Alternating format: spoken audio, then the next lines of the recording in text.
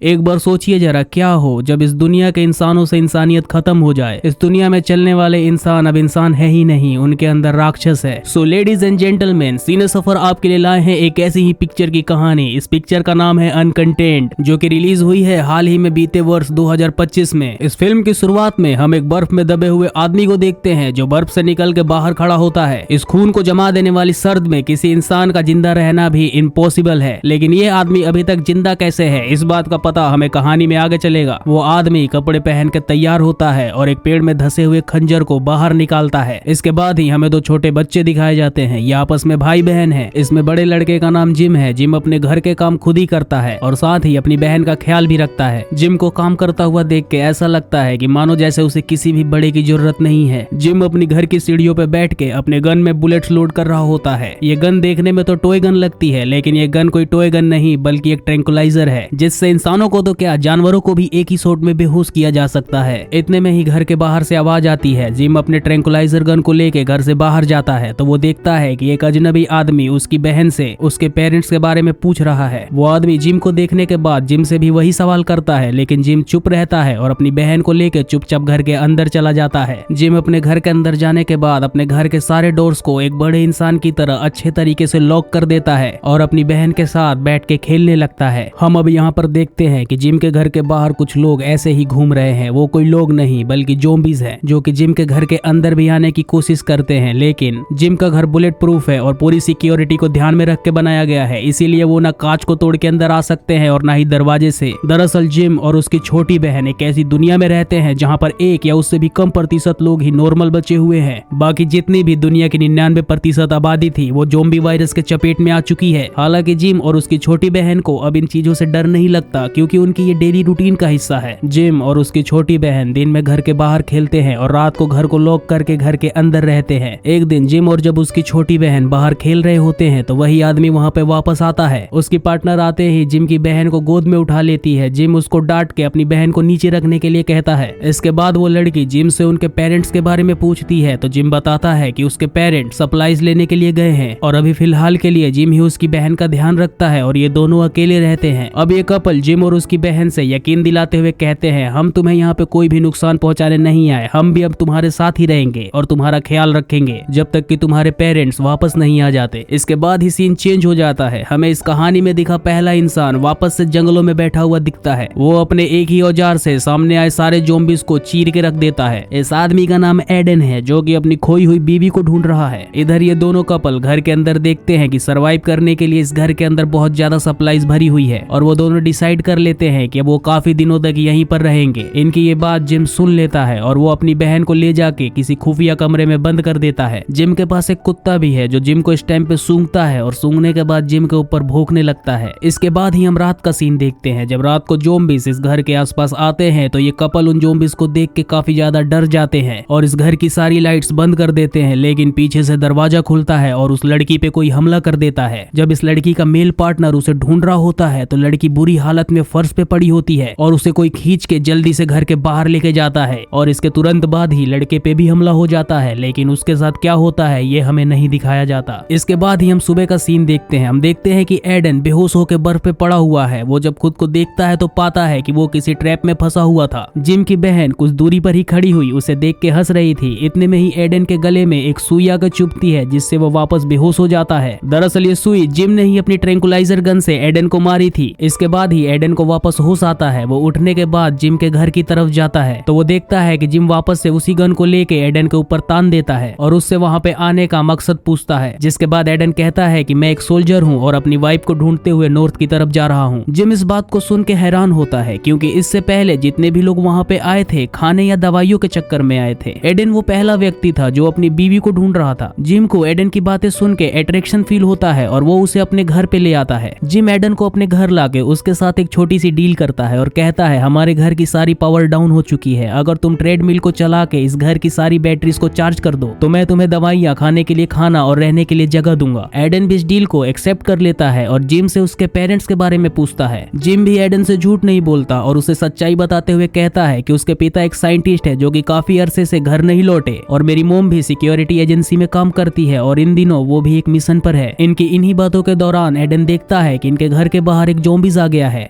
Aiden एक gym plate उठाता है और बाहर जाके उस ज़ॉम्बीज के सर को कुचल के ज़ॉम्बीज को मार डालता है। जिम ये सारी चीजें अपनी आंखों से देखता है, लेकिन अपनी बहन की आंखों पर हाथ रख लेता है। जब एडन घर के अंदर आता है तो जिम उससे कहता है कि तुमने उस ज़ॉम्बी को क्यों मारा? इस घर के सारे शीशे बुलेट प्रूफ है और वो इस घर के अंदर नहीं आ सकते। ये बात सुनने के बाद एडन चौंक जाता है और सोचता है कि आखिरकार तुमने इस घर में और कौन कौन सी सुविधाएं रखी हुई है। खैर, इन बातों पे एडन ज्यादा ध्यान नहीं देता। उसे अपना काम पूरा करके यहाँ से जल्द निकलना था। वो दिन रात ट्रेडमिल को चलाता है और थक के गिर जाता है। इसके बाद ही एडन की बहन वहाँ पे आती है और एडन को पानी देती है और उसे खाना खिलाती है और साथ ही अपनी पिंस भी देती है उसे अपने बालों में लगाने के लिए। इसके बाद एडन इन बच्चों को खाना खिलाता है और उसके बाद ये तीनों बाहर जाते हैं। जब ये बाहर जाते हैं तो देखते हैं कि इनके ट्रैप में एक ज़ॉम्बी फंसा हुआ है। ये लोग उस ज़ॉम्बी को मार देते हैं। इसके बाद ही इनकी नजर एक ओल्ड आदमी और एक लड़की पे पड़ती है जो कि वहीं पे आए हुए थे। ये लोग उन पे ज्यादा ध्यान नहीं देते और ये लौट के वापस घर आ जाते हैं। एडन घर आने के बाद उन बच्चों के माता पिता की तस्वीरें देखता है और उसे वहीं पे कुछ पड़े हुए सामानों के बीच एक कार की चाबी भी मिलती है। इतने में ही उसके दिमाग में एक आइडिया आता है कि वो इस कार के जरिए अपनी बीवी के पास बहुत जल्दी पहुंच सकता है। लेकिन जब वो जाके उस कार को स्टार्ट करता है तो वो कार स्टार्ट नहीं होती। एडन गाड़ी से नीचे उतर के उस कार को चेक करता है। चेक करने के बाद पता चलता है कि वो कार एडन से भी ठीक नहीं होगी। उसके बाद एडन निराश होकर गराज के बाहर आ जाता है। गराज के बाहर आते ही एडन की नजर बाहर आउट हाउस के डोर पे पड़ती है। एडन उस आउट हाउस की तरफ बढ़ने लगता है। इतने में ही पीछे से जिम आके उसे ऐसा करने से रोक देता है। अब ये तीनों घर के अंदर आ जाते हैं। शाम हो चुकी है। तीनों खाना खा के सोने की तैयारी कर लेते हैं। हम देखते हैं कि जिम ने सोने से पहले खुद को हथकड़ी से लॉक कर लिया है। इसके बाद ही जैसे ही सुबह होती है एडन उठ जाता है। एडन उठने के बाद देखता है कि घर में कहीं पे भी जिम उसे नजर नहीं आ रहा। वो जिम को ढूंढते हुए बाहर की तरफ जाता है। बाहर जाते ही एडन की नजर जिम पे पड़ती है। वो देखता है कि जिम अपने बिछाए हुए सारे ट्रैप्स को वापस से सही कर रहा था। एडन जब जिम को यहाँ पे बिजी देखता है तो वो वापस से उसी आउट हाउस के कमरे की तरफ जाता है और उसे जाकर चेक करता है। एडन को उस रूम के अंदर ज्यादा कुछ नहीं दिखाई देता। उसे उसके अंदर मैट्रेस और पिल्लो दिखता है और दीवार पे खूब सारे स्क्रैचेस के निशान भी। वो स्क्रैचेस देखने में ऐसे लगते थे जैसा मानो किसी दिमागी मरीज को जबरन वहाँ पे कैद करके रखा जाता हो। एडन इसके बाद ही घर के अंदर आ जाता है। एडन देखता है कि कोई अनजान आदमी इनके घर के ऊपर नजर रखे हुए है। एडन जल्दी से छुप जाता है, लेकिन जिम की बहन उस आदमी को देख के ऊपर से हाय करने लगती है। लेकिन उस अनजान आदमी के नोटिस करने से पहले ही एडन उसकी बहन को भी छुपा लेता है और इनकी जान बचा लेता है। एडन को ऐसा करते हुए जिम देख लेता है और जिम को एडन पे पूरा विश्वास हो जाता है कि एडन कभी भी उन दोनों भाई बहनों के साथ आगे गलत नहीं करेगा। जिम इसके बाद एडन के हथियार भी उसे लौटा देता है जो शर्त के तौर पे जिम ने अपने पास रख लिए थे। एक दिन एडन जब जिम के मोम डैड की कार को ठीक कर रहा होता है, इतने में ही बाहर से जिम के बहन की चिल्लाने की आवाज आती है। जब एडन और जिम बाहर जाके देखते हैं तो वो पाते हैं कि जो आदमी चुपके से उस घर पे नजर रखे हुए था अपने बाकी के लोगों के साथ आ पहुंचा है और जिम की बहन को होस्टेस बना लिया है। इतने में ही जिम अपनी ट्रैंकुलाइजर गन से एक आदमी को बेहोश कर देता है और दो लोग गिर के अपने आप ही मर जाते हैं। उनको अभी अभी किसी ने शूट किया था और शूट करने वाला कोई और नहीं बल्कि जिम की मोम थी। जिम की मोम अब वापस लौट चुकी थी। जिम की मोम ने जो गोली चलाई थी, एक गोली एडन को भी लग जाती है और एडन वहीं पे बर्फ में गिर जाता है। गिरने के दौरान एडन अपने फ्लैशबैक में चला जाता है। वो गिरने के बाद अपनी वाइफ को देखता है, लेकिन यहाँ पे एक चीज एडन के साथ अजीब होती है। एडन को गोली लगने के बावजूद भी एडन वापस से खड़ा होता है और देखता है कि उसके शरीर पे किसी भी जख्म के निशान नहीं है। एडन खुद को देख के बहुत ज्यादा हैरान होता है, लेकिन जिम और जिम की मोम उसे देख के बिल्कुल भी हैरान नहीं होते और अपने घर के अंदर से इशारा करते हैं और कहते हैं घर के अंदर आने के लिए। जिम की मोम का नाम लीना है। लीना एडन को उसके कंडीशंस के बारे में समझाते हुए कहती है। वो बताती है जब आम लोग ज़ॉम्बी वायरस से इन्फेक्टेड हो जाते हैं तो अपने दिमाग से पूरा कंट्रोल खो देते हैं और वो इंसानों को मारने और काटने के लिए दौड़ते हैं। लेकिन इन्हीं ज़ॉम्बीज के बीच कुछ स्पेशल ज़ॉम्बीज भी होते हैं जो ज़ॉम्बी वायरस से इन्फेक्टेड तो होते हैं लेकिन अपने दिमाग से कंट्रोल नहीं खोते। ज़ॉम्बी वायरस से इन्फेक्टेड होने के बाद भी उनके अंदर कुछ पॉजिटिव चीजें आ जाती है। उनको ज़ॉम्बीज की पावर मिल जाती है, जैसे ज़ॉम्बीज इमोर्टल होते हैं, उनको मारा नहीं जा सकता, इसीलिए इस टाइप के ज़ॉम्बीज भी मरते नहीं है और तुम भी स्पेशल ज़ॉम्बी ही हो। लीना उसे बताती है कि तुम एक ज़ॉम्बी और इंसान के कॉम्बिनेशन से बने हुए एक अच्छे वाले ज़ॉम्बी हो और साथ ही ये भी बताती है कि जैसे हर एक चीज के कुछ साइड इफेक्ट होते हैं, इसके भी साइड इफेक्ट हैं। कभी कभी ज़ॉम्बी वायरस स्पेशल ज़ॉम्बी के भी दिमाग पे काबू कर लेता है और वो इंसान उसके बाद अपना आपा खो देता है। उसके बाद वो भी वही काम करता है जो नॉर्मल ज़ॉम्बीज करते हैं, लेकिन उसके बाद जब उसको होश आता है तो उसे ज़ॉम्बी टाइम में किया हुआ अपना कोई भी काम याद नहीं रहता। इसके बाद ही लीना एक और शॉकिंग बात बताती है। वो बताती है कि उसका बेटा जिम भी एक स्पेशल ज़ॉम्बी है। इसके बाद ही कहानी फ्लैशबैक में चली जाती है और हमें पता चलता है कि उन कपल्स को जिसने मारा था वो कोई दूसरा ज़ॉम्बी नहीं बल्कि जिम ही था। जिम जब ज़ॉम्बी बनने वाला होता है तो उसके कुत्ते को पता चल जाता है। उसका कुत्ता ये सूंघ के पता लगाता है। जिम को भी ये बात पता लगने के बाद वो अपनी बहन को एक सीक्रेट रूम में बंद कर देता देता है ताकि वो सेफ रह सके, और जिम भी खुद को हर रात इसीलिए लॉक करके सोता है। फिर हमें एक रात का सीन दिखाया जाता है जिसमें हम देखते हैं कि एडन सोया हुआ है और उसे ख्वाब में अपनी बीवी दिखती है। उसकी बीवी के मुंह पे बहुत सारा खून लगा था और उसके हाथ में एक मरा हुआ बच्चा था।